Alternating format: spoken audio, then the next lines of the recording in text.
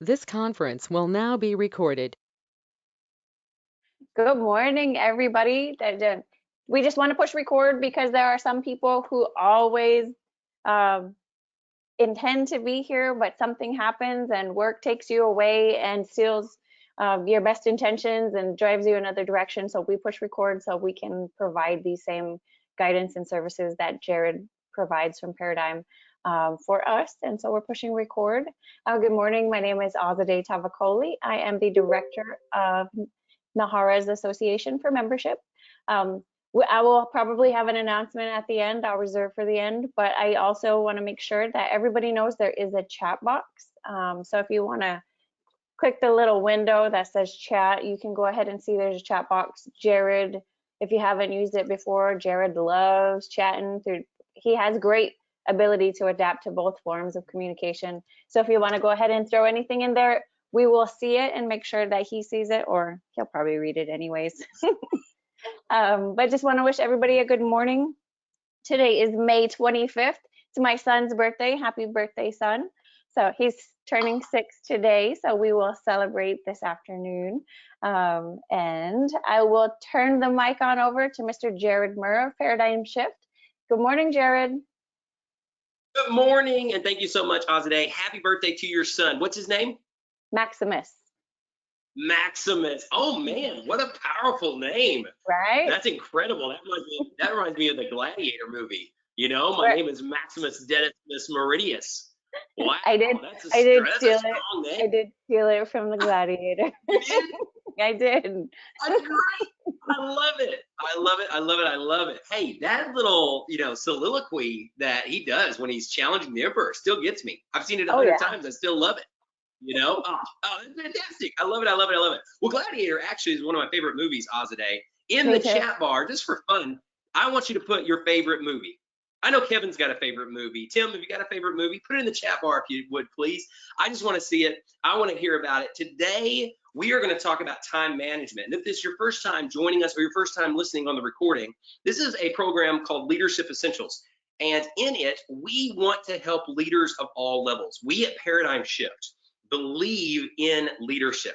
Specifically, we believe in your leadership, that you are a leader.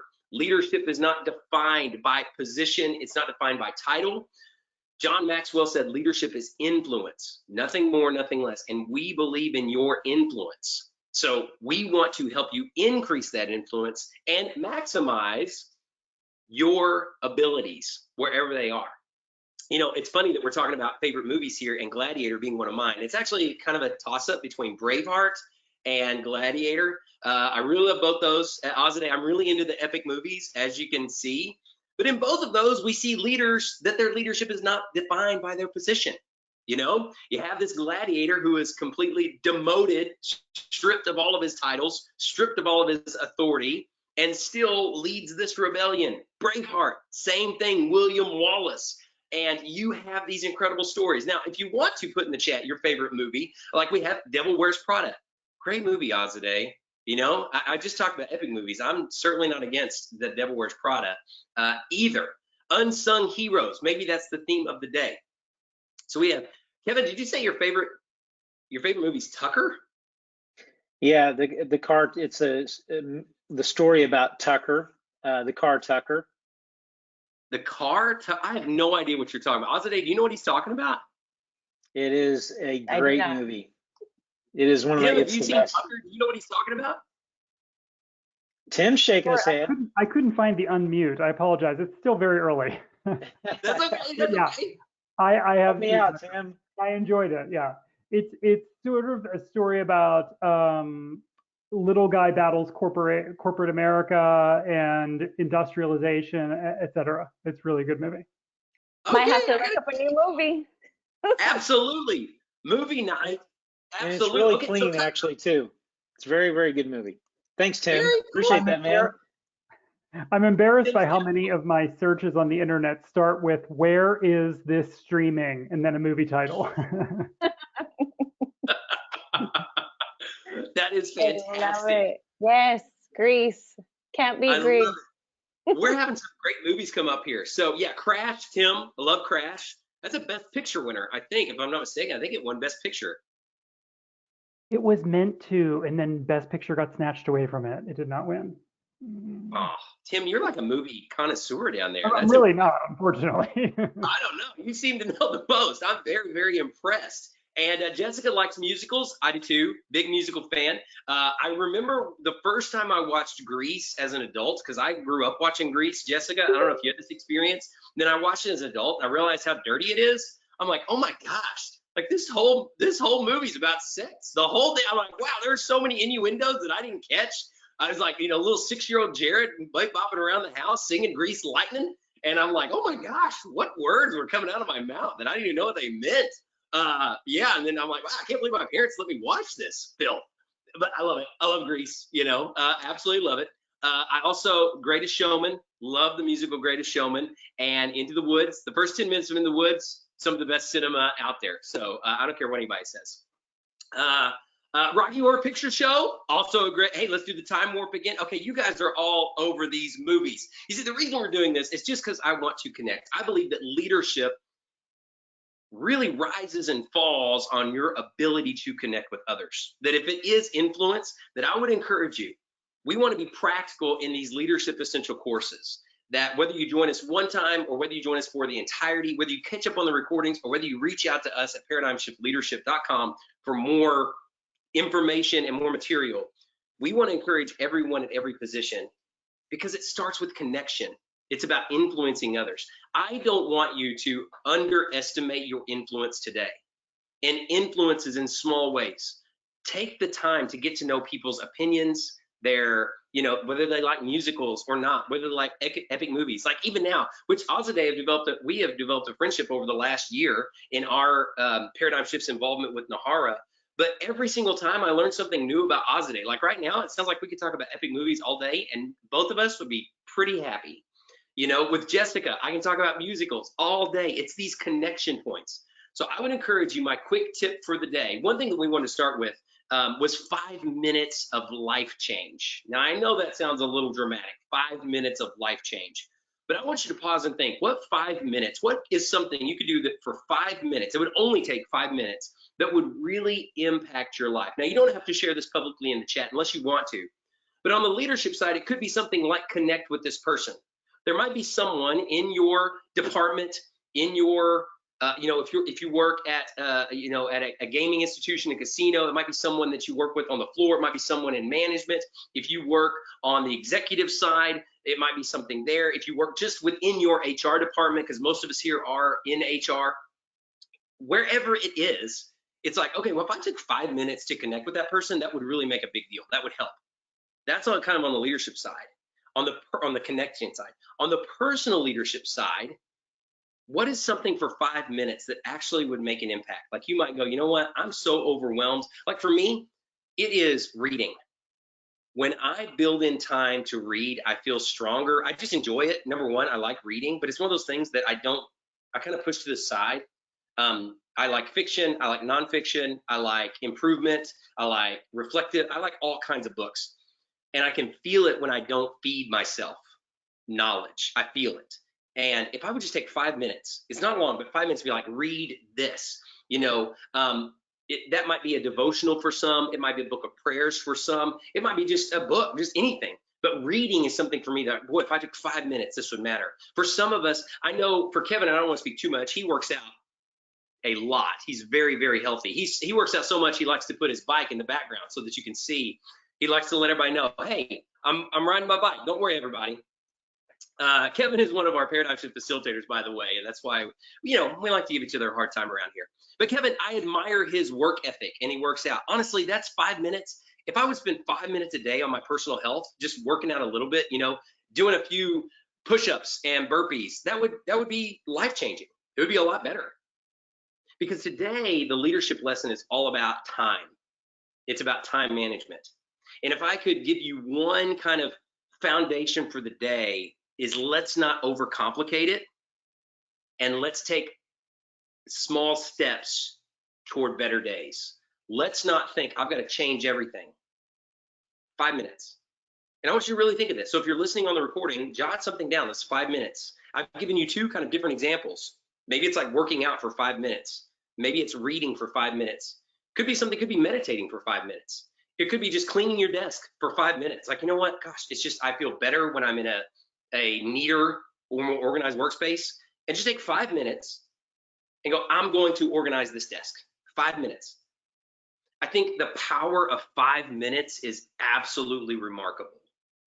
Okay, so I'm seeing like Azadeh, thank you so much, talking about breaking down barriers, building relationships and community. Absolutely. And it takes 5 minutes. The conversation that we just had about movies took about 5 minutes. But I think we would all agree it creates a different tone, a different environment. It's like, oh, okay, everybody's approachable. This is going to be a fun day. We're going to have fun conversations, a little serious conversation. So 5 minutes. I've started doing something called one meaningful text a day. And I'll be completely candid. I don't hit it every day. Some days I miss. But I just realized, and Azadeh, you said earlier before we started recording, technology has evolved so much that we have so much access, so many powerful tools. Like our power of connection is amazing. And I'm going, I have thousands of contacts in my phone, thousands of people that I've connected with over the years. What if I spent 5 minutes, not even that usually, and sent one meaningful text per day? And I've used it to reconnect with people. Like sometimes I just do it, like I used to be on staff with someone and we were really good friends about 10 years ago, 12 years ago when we were on staff together, and we're not working together anymore. And you know how it goes. Time goes by and you go separate ways and you just lose touch. But I still have his number. So I sent him a meaningful text. Just said, hey, I hope everything is going well. I miss you. I miss our lunches. Would love to catch up sometime. Boom, meaningful text. And he reached out and we went back and forth on text. And there's a really cool reconnection. I did the same thing with I described our summer internship with Paradigm Shift, that we do a ton of work in youth development programs and educational programs. And we have interns for the summer. We had an intern with us he was with us for 3 years in a row. And then he's recently a college graduate and he's gone on doing bigger and better things. It's awesome. And I hadn't talked to him in a while. So one meaningful text I sent him and just said, hey, I'm so proud of you. I'm paying attention on Facebook. It looks like you're doing great things. I'm so glad that you were an intern. And if you ever need anything, just let me know. Cool. He responded and he said, wow, you have no idea what this means. And for him, he's a religious person. And he said, man, God works in mysterious ways. I really needed this today. Man, thank you so much for reaching out today of all days. And it was just really cool. 5 minutes. So I want you to think, and don't be overwhelmed. Don't pick 10 things. It's not 50 minutes. It's 5. Pick that one thing that's like, you know what, this is the one thing that I can start doing. But how do we get there? Because if we can agree with that like these small changes, I love the phrase, the quote that big doors swing on little hinges. What are some of the little changes that we need to make?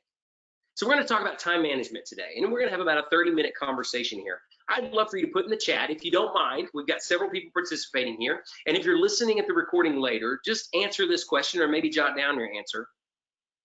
What is stressing you out right now? Now, you don't have to disclose it unless you want to, but if you want to put it on the chat, it kind of helps to throw it to the universe. I want you to really think about it. What is stressing you out? It could be something big, it could be something little, it could be something you got to get done or whatever, but what is an area of stress right now? Once again, you don't have to put in the chat, it might be private, but I want you to think of that. What is your area of stress right now? Okay, Lisa, you said a to-do list that's far too long, but thank you so much, Lisa. I can identify with that. A to-do list that is far too long. David says workload and an old HR system. Thank you, David. I appreciate this. See, now one thing, at least for those of you sharing, misery loves company. So you guys are making me feel better about myself because I can identify with this. I always feel behind. I feel like a prisoner of my to-do list at times. I feel like, yeah, we're seeing recruitment, no HR system with a little smile. Thank you, Lisa. Don says need more coffee. I do too. I'm currently out, so as soon as this is over, I will refill. Salary survey, getting ready to move. Oh my gosh, Azadeh, that's so stressful. So we have all of these things, okay, that are areas of stress. Now, I'm going to speak to this from a very personal standpoint today. About 10 years ago, about 11 years ago now, it was one of the most stressful seasons of my life. I was going through a lot. I was dealing with a lot of issues. We were expecting our first child. I was in between jobs. I wasn't sure. I was trying to start some new stuff. Wasn't going very great. I was experiencing a lot of losses. I don't know if you've been there, but if you're like, boy, I just feel like I'm striking out a lot lately. It's like, oh man, could I get a break? I was getting no breaks, and the world just kept coming at me. Well, I don't know about you guys, but I tend to internalize a lot of stuff. I am not a big sharer. I think, a lot of our heritages kind of speak to that it's like, we can do this. We just take it on and take it in and kind of consume it and bottle a lot up and don't. So I was bottling everything, saying like, I can do it. And not sharing what's going on around me. Certainly, anyway, I was getting there. So I was going to this training, which I had paid money for, which I was trying to start a business and trying to get things going. And I was going to this training, and on the way to the training, it was actually in Boston. And I get on the airplane, and as I sat on the airplane, I felt this shooting pain in my back that I had never felt pain like that before. And I was like, oh gosh. And it was like achy, but also like itchy, but also like felt like a burning sense. It was weird. I was like, man, something is going on with my back. And I thought it was like my nerves, or like, did I pull a muscle? And I feel like all weekend long, my back was killing me. I get home on Sunday night and I tell my wife, I've got to go to the doctor tomorrow. And I was like, I'm not a real doctor person. I don't really like going. I'm the type that it's like, if my arm is not falling off, please, I'm not going to go yet. But I was like, I have to go. So I go to the doctor, and I'm thinking, because it had hurt so much, I'm thinking something is really wrong with me. Like, I've got something big. I go and I see the doctor, and he diagnoses me in like 30 seconds and says, well, Jared, I know what you have. And I was like, okay, that was fast. What's up? And he says, you got shingles. And I was like, shingles? And I don't know if you're thinking what I was thinking, but I said shingles like for old people? Shingles? Like old people shingles? And he goes, well, yes, it's the same shingles, but it's not just for old people. And I was like, well, that's the only time I've ever heard it. I was like, what in the world why do I have it? Does that mean am I going to die soon? Am I getting old? He goes, no. He said, are you stressed out? And I said, at the time, this is the truth. I answered, I don't think so. Because I guess there was a part of me that didn't want to admit it, or there was a part of me that just feels like I can do it. And he said, well, your body is telling you you're stressed out. He's like, your body is telling you you're stressed out. And I was. You may be the same way today. Maybe you don't have shingles, but maybe you're stressed out. Maybe you're stressed out and you don't want to admit it. Maybe you're stressed out, but you're a very strong person, and so you can handle a lot. But internally, you're still stressed, or internally, you're like, yeah, I would love a break. I would love some reprieve. I do feel like, I think it was Lisa, I might misquote, but I think it was Lisa that said my to-do list is far too long. I felt that before. I felt like I'm a captive. I'm a prisoner to my own devices here. What do we do then? I didn't know the answers, but I set out on a time management journey that I recognized I can only control myself. I can only control my actions. All this stuff's going on around me, but I can only control me. So I was like, it's not that. I love in the book, The Success Principles by Jack Canfield, he has this formula that's called event plus response equals outcome. And so it's like, I can't control the events around me. I mean, you know what I'm saying? Like, I can't control the world. I can't control what happens. I can't control the stuff. I can only control my response, but that determines the outcome. So I set about to study time management. And no joke, over the next 5 years, I probably read 75 time management books. And I'll shorten it for you. I'll give you the best one. You don't have to read all 75. It's Getting Things Done by David Allen. And I think I've shared that book before on previous recordings, just in sharing good books, but it changed my life. It absolutely changed my life. It's called Getting Things Done by David Allen. And if you don't want to read the book, I'm going to give you another shameless plug here, that we have a podcast that I lead. It's called the Good Leader Podcast, and you can get it on Spotify, or you can get it on Apple. You can get it anywhere you find your podcast. It's called the Good Leader Podcast. The reason I'm sharing it here, yes, it's a shameless plug. I'd love for you to listen, but there's an episode in which I interviewed David. He's an author, he's a speaker, he lives in the Netherlands actually, but I reached out to him and interviewed him on the podcast. So you can check it out. So if you're like, I don't really have time to read the book, you should probably, you desperately need to read the book. If you're like me, you're like, I don't have time to read a book on time management. Okay, you really need to read the book on time management. But the shorter version, you can listen to the podcast, and he gives some great insight there. But this book, Getting Things Done, I'm going to give you some of the highlights today as we talk about time management and some of the things that I've learned. As I don't have it all down, but I will say I've gone from having shingles to not being stressed out. I've gone from being a goal setter to a goal achiever, and increased my influence because of these simple strategies. Because the first thing we have to think about is, the name of the podcast is called The Good Leader Podcast. And thanks, Lisa, for echoing the sentiments on Getting Things Done. Yeah, it is awesome. I love it. It's so good. Good Leader Podcast. So what do we do then if we feel stressed out, or maybe not even stressed out? Maybe you're certainly not as extreme as having shingles like me, but you're like, I would love to manage my day better.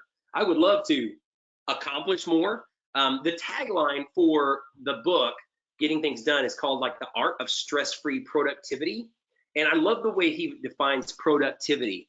And he shared this in the podcast, and I'd actually forgotten this, but he says productivity is basically the art of producing something. So he's like, so if you go to a party and you want to go to this party and have fun, and you don't have fun, it was not a productive party. If you want to go to work and produce something today and you don't produce that thing, it was not a productive day. So it starts with thinking about what do we want to produce. And so all time management then comes down to two things, in my opinion. It's priorities and discipline. That's all time management is. It's knowing your priorities, knowing what is important to me, what is of value to me, what is the most productive or the most valuable things that I can spend my time on today. That's priorities. And the second thing is discipline. How do we have those? How do we have the discipline to have those? Now, discipline is like $1 million word. And if I could just write a book that has like the one sentence, one paragraph way to be disciplined, I'd be a millionaire. It would just sell like hotcakes. You know what I'm saying? Like, discipline's like one of those answers where it's like, okay, thanks. Be more disciplined. Wonderful. Got it. Never even thought about that in my life. My wife is the most disciplined person I know. If she says she's going to get up and run, she gets up and she runs. If she says she's going to get something cleaned, she gets it cleaned. If she says she's going to write a book, she writes a book. She just does what she says she's going to do. Some people seem to be naturally hardwired to be more disciplined. Others of us, like me, I'm more of a natural snooze button kind of guy than a natural get up and change the world kind of guy. And so I've had to change my habits to be more disciplined. So here's the go. I'm going to give you my quick tip on discipline then. Discipline isn't about you. Now hold on. Now what I say here, you might go, wait a minute, what? And you might disagree with this. This is just my experience. Discipline's not about you. Willpower is about you. So when I actually say my wife is the most disciplined person I know, I think what I'm actually saying is my wife has an incredible amount of willpower. She eats the right foods and doesn't eat junk because she has willpower. It's the same trait that allows her to get up and run, to be effective in her day, is because she has willpower. She has an innate ability to say no. Willpower is like a muscle. We can train it. We can train ourselves to have greater willpower. And like muscles, some people, like my wife, have a natural tendency toward willpower. Others, like myself, no willpower. I have no willpower. If you bring a donut, I'm going to eat the donut. If I'm supposed to work on something and you say, hey, you want to come watch Gladiator? Well, yes, I want to watch Gladiator.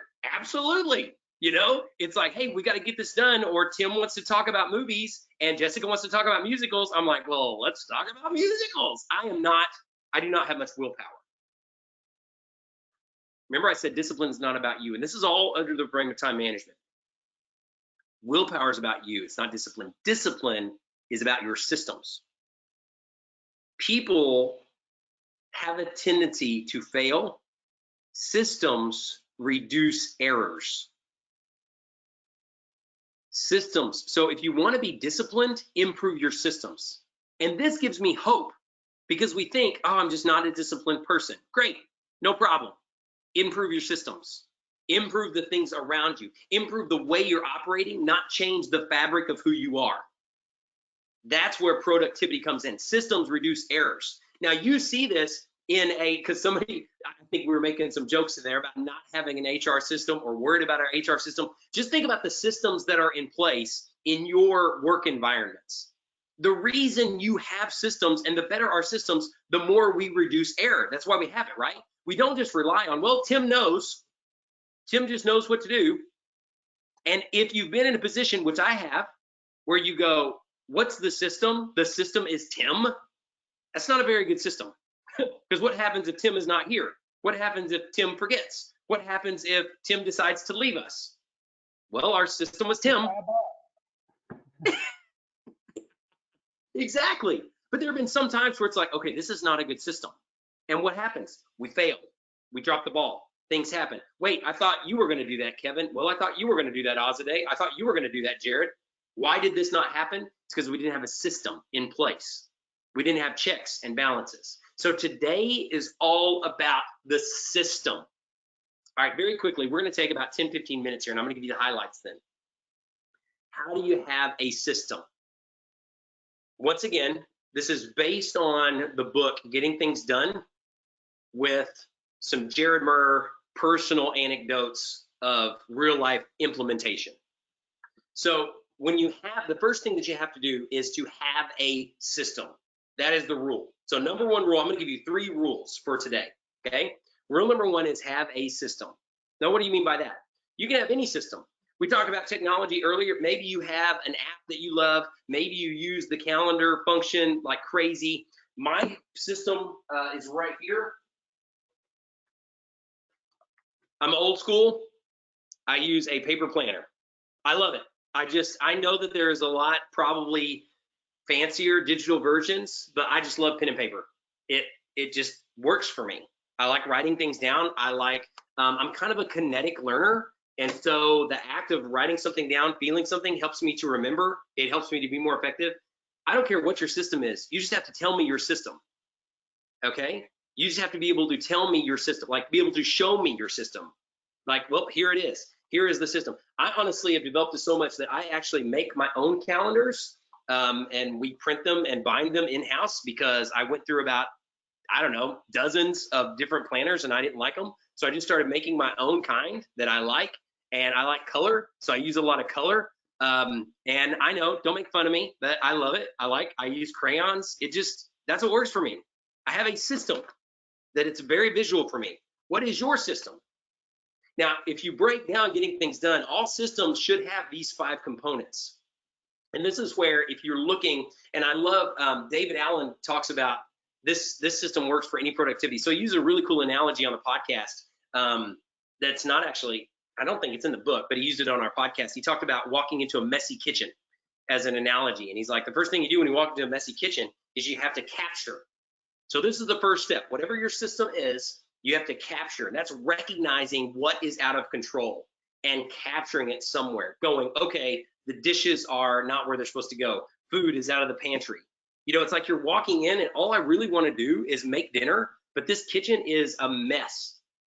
You know, it's like, all I want to do is fix this project today, focus on this thing. Like, let's say someone said recruiting is stressful. Okay, well, most of us, we know we have these big things that we want to address, but our time just disappears. It's like the world, our time just evaporates from out from underneath us. It's like, I didn't even get to address the biggest thing I wanted to address. I'm still stressed about recruiting. I'm still stressed about this hire I need to make.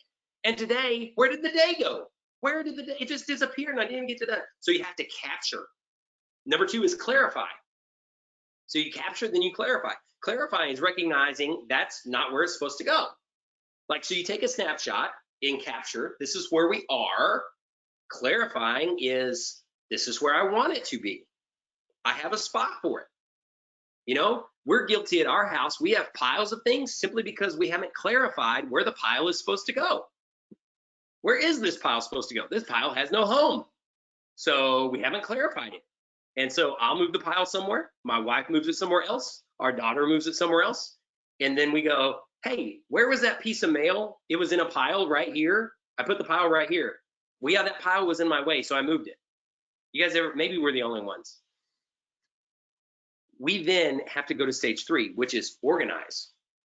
So you capture, you see what's out of control, you clarify, that's not where it's supposed to be. You organize, clarifying is actually naming where that goes. Like the dishes go here, the food goes in the pantry. This pile needs to go in this basket on the desk, not just here on the counter. Growing up, we called them catch-alls. I don't know if you're, growing up, my mom just say, oh, it's just a catch-all. It was like, when you walk in, it's that shelf or that table that's just a catch-all.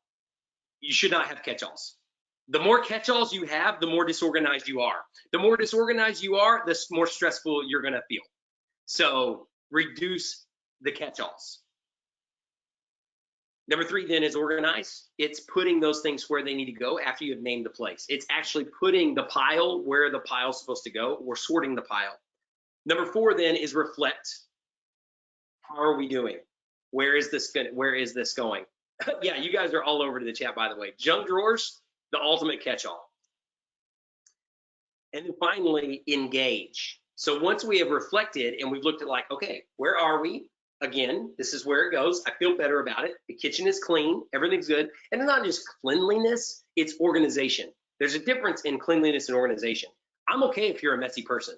I have learned that I am a messy person, and messy environments do not bother me.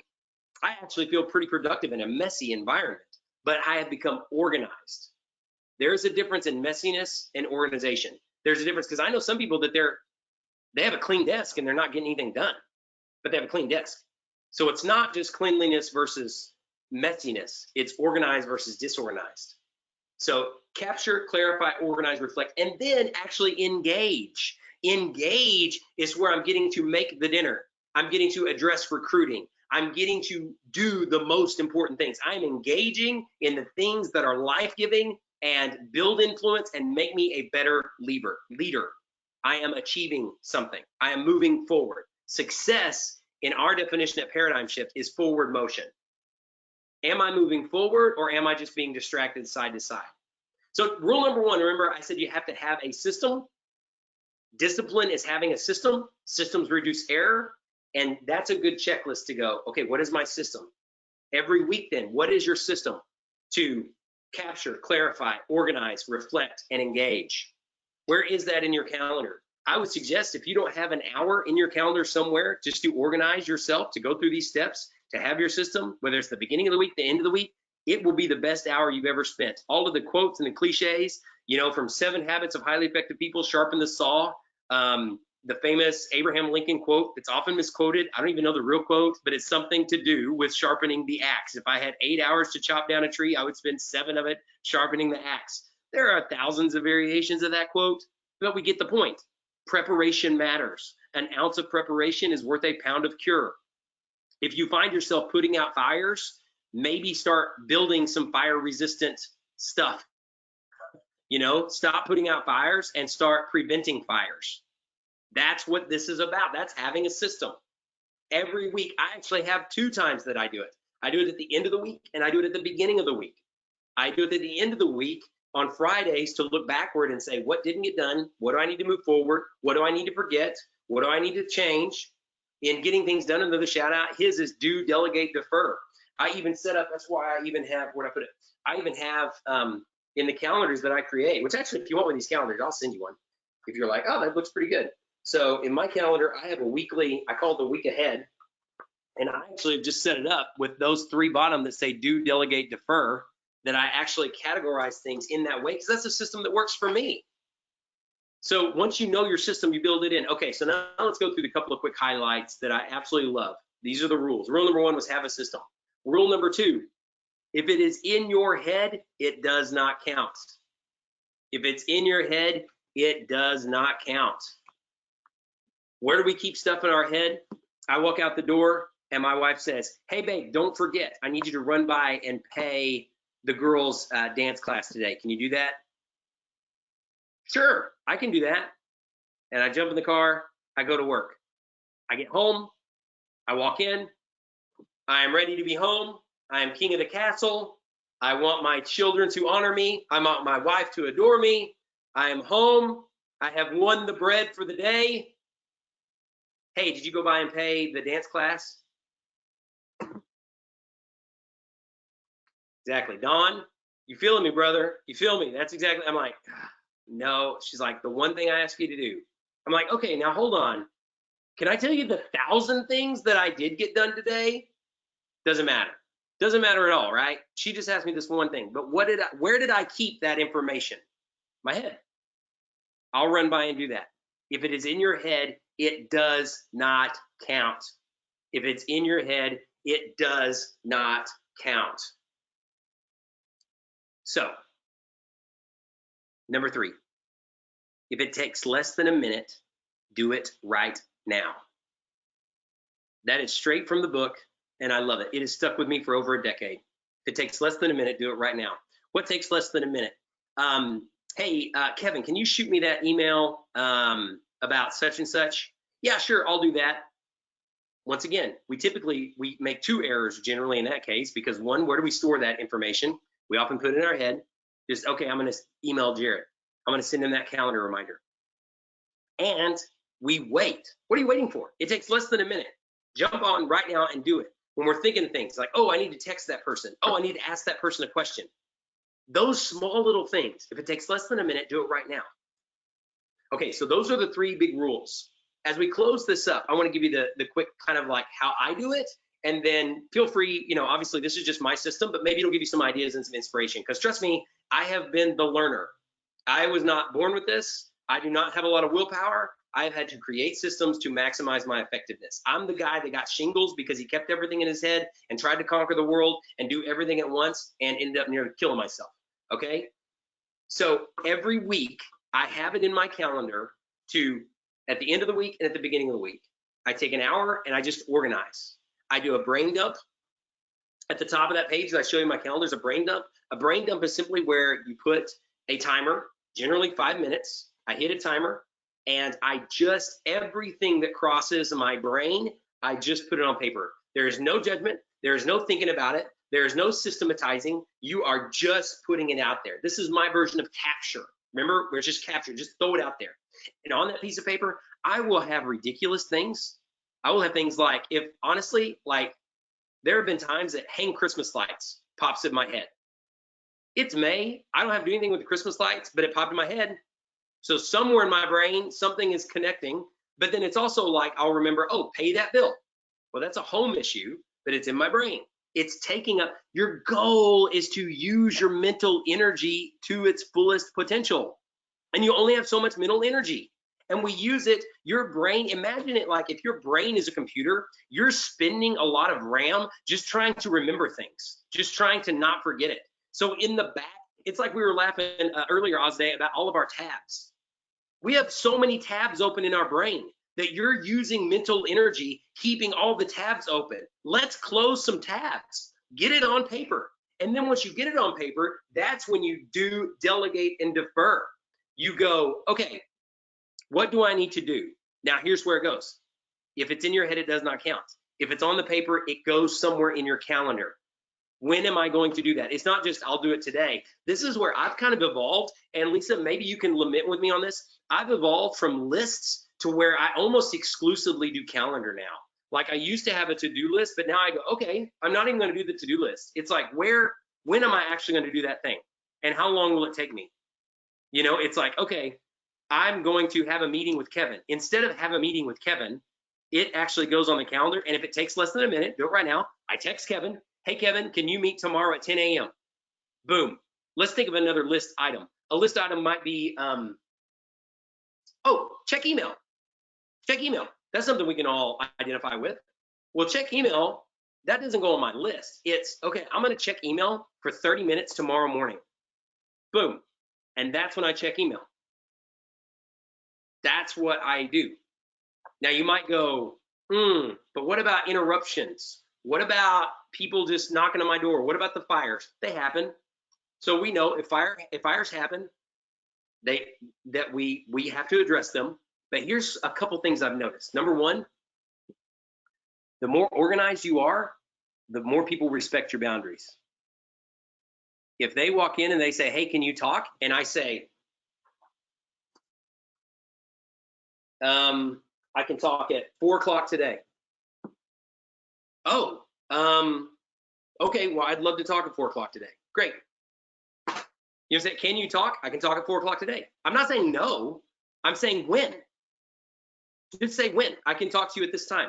Hey, we need to talk about this thing. Well, okay, you're interrupting me. I'm uber scheduled. I'm planning my day. You're not planning your day. You didn't ask for this meeting. You didn't request my time. You're less organized than I am. Why am I allowing my organization to befall to your disorganization? The pressure should be on you to get more organized. If you need to talk to me, request my time. My time is valuable and I'm guarding it. People respect it. What they don't respect is, hey, do you have a minute? Well, I guess I'm kind of running around with like a chicken with my head cut off anyway. I have no boundary by which to say no. Your life will get so much freer and your respect level, the respect of your peers, will grow incredibly.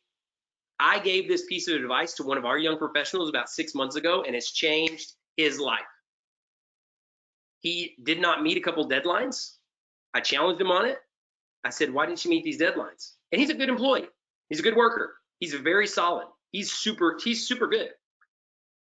But I said, why'd you miss these deadlines? He's like, well, I got busy and I helped this person do this and I did this. He's a good team player. And I'm like, why did you do those things? He's like, well, because they asked me. What do you mean to do? Say no? And I said, yeah.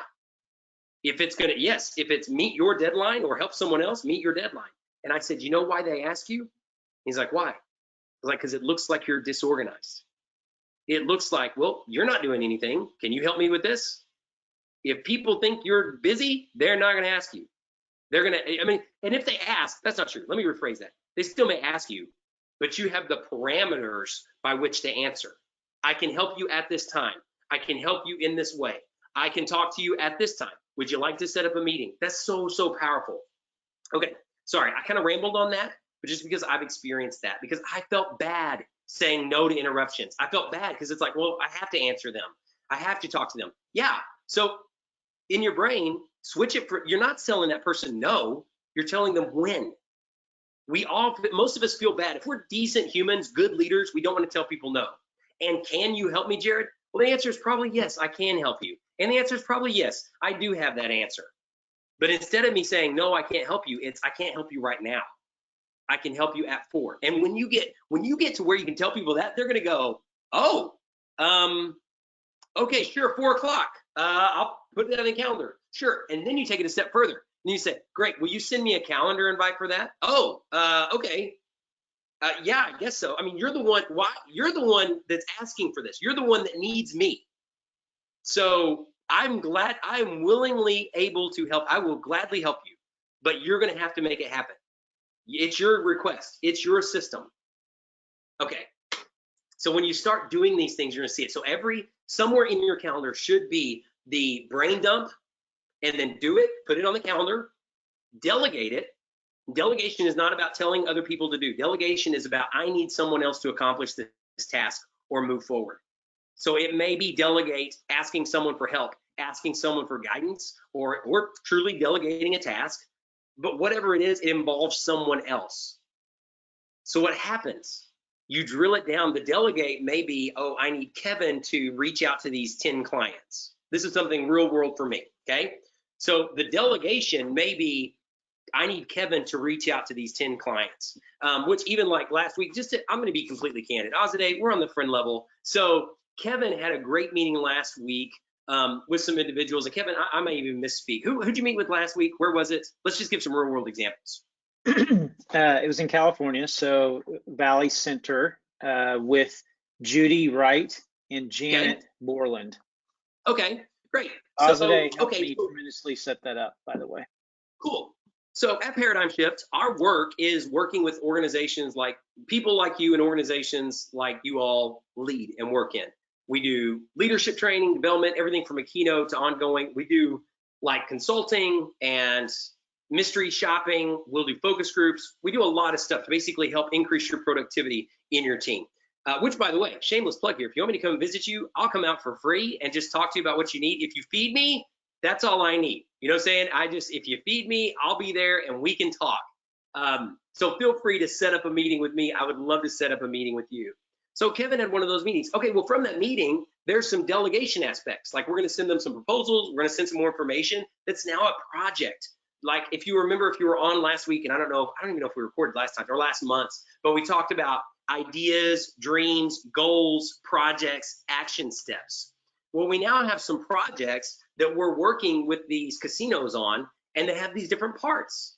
So the delegation may be, Kevin, I need you to research X, Y, and Z, but the actual to-do list for me is text Kevin, send Kevin an email. Do you see that's difference? So it's like the delegation is this bigger thing usually.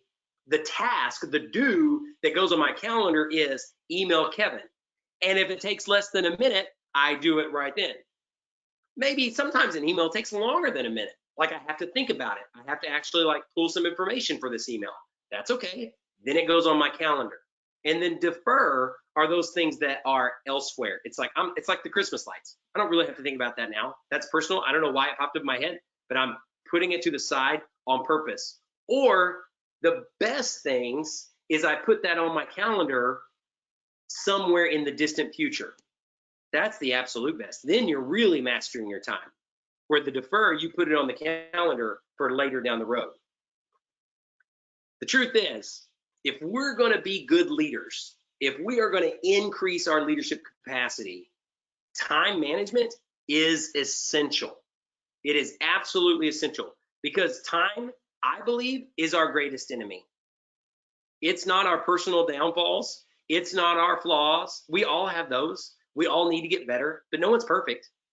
The thing that really distinguishes effective leadership from ineffective leadership is time management. It's being able to know your priorities and have the discipline. All right, let's wrap this thing up. You guys have been awesome in the chat. I want you to throw in the chat, what is your favorite part of today? What is your favorite takeaway or thoughts of today? Maybe it was a tip, maybe it was a story, maybe it's something that you're like, okay, this was good for me. I'm gonna take this with me. Okay, so Jessica says capture, putting it down on paper. Absolutely, really, really good. Lisa says the reminder that I have to capture and clarify. Absolutely, it's honestly the basics. And Lisa, I know you've read Getting Things Done. For me, it's just a continual reminder. It's like anything else. I'll get into bad habits and I'll go, why am I doing this? I'm stressed out. Honestly, almost any time that I feel the pressure, to be completely candid, I feel it today. It's like, okay, I'm on this event today. I'm working with our interns. I've got a lot of things that are just in my head because they creep up. I haven't captured them. I haven't processed it. I haven't gotten it out of my head, and I feel it. Like I'm thinking of so many things. All right, very good, very good. I'm seeing these, the capture, clarify, organize, reflect, engage, do, delegate, defer. Thank you, Tim. Thanks, David. The book, it's a great resource. Like I said, check out the podcast, Good Leader Podcast, if you want the highlights. Yeah, Teresa, the more organized we are, the more people respect our boundaries. That is so true. I mean, hey, I don't want to brag, team, but that looks like a quotable quote. Feel free. That's a quotable quote. The more organized we are, the more people respect our boundaries. I have seen that in my own life, and I see that in others' lives. Do it if it takes less than a minute. If it's in your head, it does not count. Absolutely true. And you guys are great, great, great participants. I want to say a personal thank you on behalf of Kevin and me and our entire Paradigm Shift team. Seriously, if you would like more information on what we do, I would love to come and visit you, or Kevin will come and visit you. We will come to you and give you a quick consultation, a survey. We'd love to work with any of you. Azadeh, thanks for the time today. I hope it's been helpful, and hopefully you learned something that you can take back and use in your leadership and beyond. So thanks so much for joining us today. Azadeh, back to you. Definitely. Thank you so much. I don't know if you've been reading my mind, but this has been right on time for me. I've been trying to get 1 million things done before the end of the month, and if I'm on a phone call, I'll be slightly rude and say I'm typing this email out right now as we're speaking because I am not going to forget it. So thank you for this. This is right on time. And Samantha, I know you just joined. I did record this. I will do my best to make sure I send the link to you so you can get it. It was a great session. 100%. Do it within a minute. And I love the boundaries. You tell people you have boundaries and they will respect it because you're giving them the guidelines, and make them send the invite. You don't always have to be the one that sends the invite. That's right. Especially when it's their request. You know, I mean, the great irony is the more you want to serve and help people, often the more you take on, even off of their plate. And it's like, wait a minute. Yes, I will help you, but you take the responsibility here. And You know? speaking of that, Jared, I do have a quick question. Lisa did ask us, yes. do we have topics defined by every month? Like, do you have that pre-planned out? Yeah, absolutely. The next one is going to be 3 steps to immediately improve your leadership. So we talk a lot about definitions of leadership and what is that? So we'll start with what's the definition of leadership, but we have defined 3 ways that I'm like, in working, I have proposed these 3 to high school students and C-level executives. And we have defined these 3 things that it's like, people often ask me, well, what can I do today? You know, like this time management, this is kind of a long-term thing. It's going to take you time and you should definitely do it. So, but like, what can I do today to be a better leader? There are 3 quick answers that are foolproof. Anybody can do it. You can personalize it, but there are 3 quick things. So that's going to be next month. The 3 right now steps to be a better leader today. Following that, it's going to be how to turn obstacles into opportunities. How to turn obstacles, the lengthy title is how to turn unavoidable obstacles into unforgettable opportunities. We'll even share like 10 ways to memorialize moments with your team that you've probably never thought of. I'll also share why July 23rd is incredibly relevant to Paradigm Shift and why you should have a date like July 23rd. So that's going to come up in July. And then August, August in True Facilitation Forum, I haven't planned out August because I kind of want to see what these next 2 are, and it'll be right before National Conference. I hope to meet everybody at National Conference, either in person or virtually. I know that details are still being had, but I would love to hopefully to meet people in person. And so right before, you know, kind of our last one, I've got a few different ideas, but that was not set in stone. Going to kind of see how it goes between now and then and what we're looking forward to at National Conference to decide that one. But yeah, the next 2 are going to be immediate, and then immediate 3 steps and how to turn obstacles into opportunities, and why July 23rd is important to us, and you should have a date. You're not going to want to miss that one. It's good stuff. So yes, there you go. That's our plan. I will add if I could jump in, Azadeh, just really quick, we want you all to invite people to join this. And to someone's point up here, I think it was Esther, thank you very much. The key is to, you know, relate this within your sphere, within the people that are in your office. You know, we're welcome if Azadeh is, and I'm assuming that everyone's welcome in this.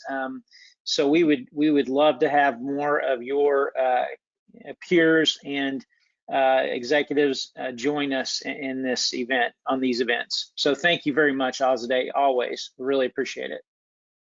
Definitely. I will do my best to download these if I was lucky enough to remember to push the record button because it was in my head. I will upload these to the members only website, both the website and the Wild Apricot page. If you need more information, please feel free to reach out to me, info@nahara.org. And I hope you guys all have a wonderful day. And thank you for joining us. And tomorrow, Coffee with Nahara will have some updates. Hope to see you there. Bye, everybody. Thanks.